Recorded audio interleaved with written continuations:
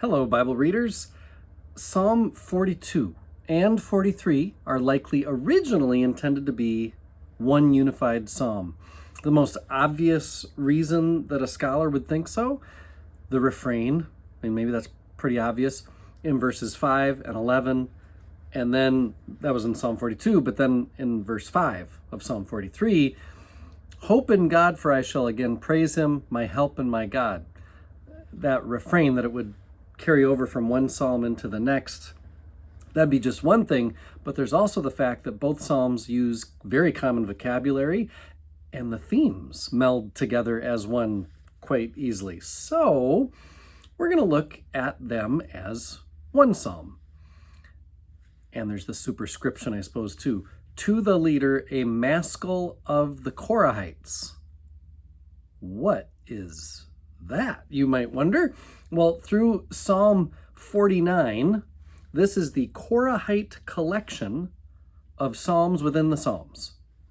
So 1 Chronicles 9, verse 19 tells us who this is. We are told, you know this already, right? Shalom, son of Kor, son of Abiasaph, son of Korah, and his kindred of his ancestral house, the Korahites, were in charge of the work of the service, guardians of the threshold of the tent, as their ancestors had been in charge of the camp of the Lord, guardians of the entrance. So, the Korahites are like elite level Levite priests that everybody would have known were near the presence of God in the temple and were responsible for who got in for worship and who did not. Or they would say the service, as 1 Chronicles says it. They don't call it worship, they call it service. Our word for service is liturgy, by the way, which is the Latin word for work of the people. Liturgy is a kind of service, a kind of work people do. And Psalms 42, 43, psalm or psalms, treat the liturgy, the service, accordingly, as though it is work that the people do. This psalms begin with this image of a thirsty deer coming upon a stream bed to quench its thirst, only it's dry. And this metaphor, this imagery, it makes us feel anguish, right?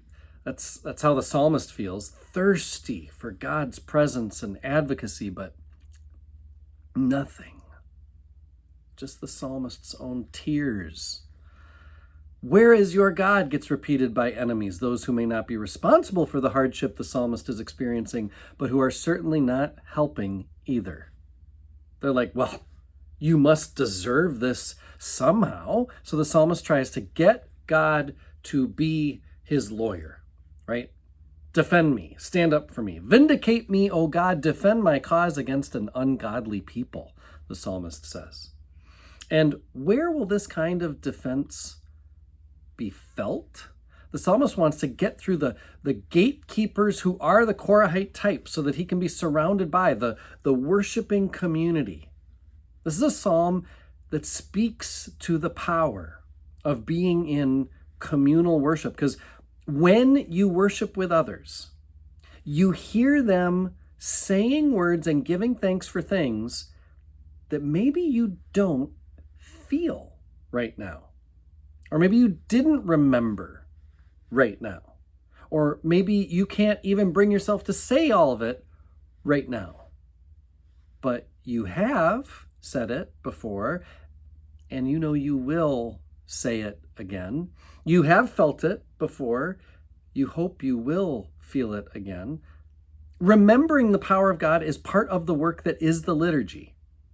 And it is hope. Hoping is what happens in the work of the people. It's what happens in the liturgy, in the words that are said. My Brueggemann Bellinger commentary says this psalm does not seek the kind of private piety or spiritual individualism that is so common in churches today. Psalms 42, 43 offer a strong countercultural word of hope that pulls us away from anxiety away from isolation, away from exhaustion, by pulling us into God-centered community. I don't think we credit liturgy enough for the power it gives. Oftentimes we talk about the liturgy being the words, and they can feel cumbersome and laborious and monotonous and repetitive and unhelpful. The Kyrie, for example, is part of the liturgy. And some churches, because they feel like it's laborious, monotonous, repetitive, etc., they just don't even say it anymore, ever. The Kyrie is the prayer that is followed by Lord have mercy, Christ have mercy, Lord have mercy, right? Sometimes we sing it, Lord have mercy, Christ have mercy. Right away in our worship, when we say or sing the Kyrie, that's a way for the community to put ourselves in a prayerful, dependent position in relationship to God, asking for God to do something. Have mercy, as though God can, as though God will. Brueggemann says the liturgy speaks to the wilderness of divine absence. When we wonder, where are you, O God? That's the wilderness of divine absence. And then the liturgy moves our inner dialogue away from, where is God? Maybe God's not even here, to, oh, right, God chooses to be in our business, in our lives, right? It moves our inner dialogue toward God to be in God's presence. That's what our psalm for today does.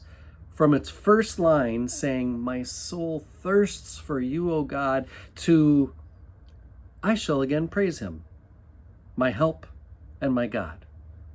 The liturgy, spoken or sung, work done by the community, has power to pull us into the presence of God. Words again, very powerful.